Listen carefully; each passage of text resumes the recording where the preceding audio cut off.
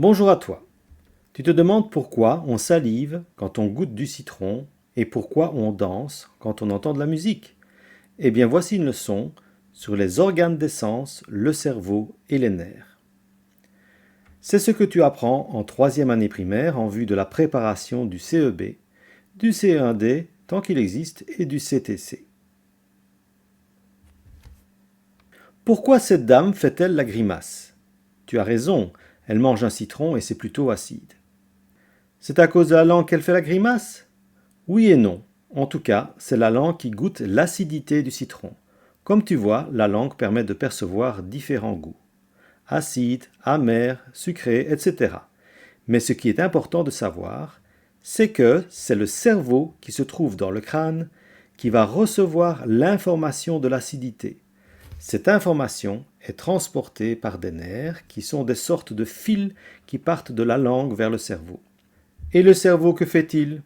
Il reçoit l'information et envoie une autre information aux muscles du visage qui se contractent et provoquent une grimace. Il envoie cette information aussi par des nerfs. Tu as donc compris que le goût des aliments est perçu par la langue. Dans ce cas, on dit que le sens est le goût et l'organe du sens est la langue. La langue est en fait un récepteur puisqu'il reçoit en premier l'information. Pourquoi maintenant cette dame se pince-t-elle le nez? Probablement, elle semble sentir une mauvaise odeur.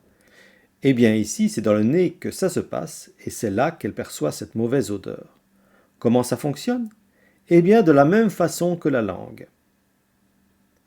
Le nez reçoit une information par les nerfs au cerveau, puis le cerveau envoie une autre information par d'autres nerfs à la main qui va pincer le nez. Dans ce cas-ci, le sens est l'odorat et l'organe de sens, celui qui finalement reçoit l'information, est bien le nez.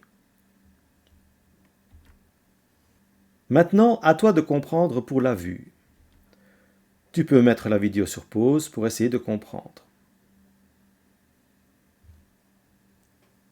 Bien joué! L'œil perçoit ce délicieux frisco, l'information est envoyée au cerveau, qui envoie une autre information au personnage qui a vu ce frisco et qui ne manque pas de se lécher les lèvres car il se réjouit d'y goûter.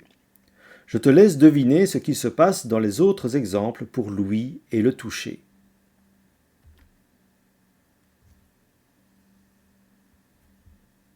Dans cet exemple-ci, c'est l'oreille qui perçoit la musique et le personnage se met à danser.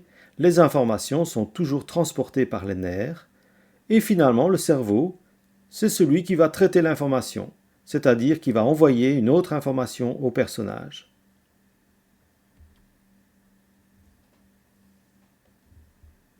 Dans ce dernier exemple, c'est la peau qui reçoit les caresses et le bébé semble bien apprécier.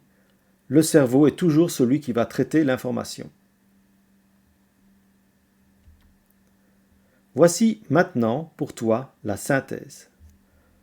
Tu vois bien à gauche sur l'image les 5 organes des sens. La langue, le nez, l'œil, l'oreille et la peau.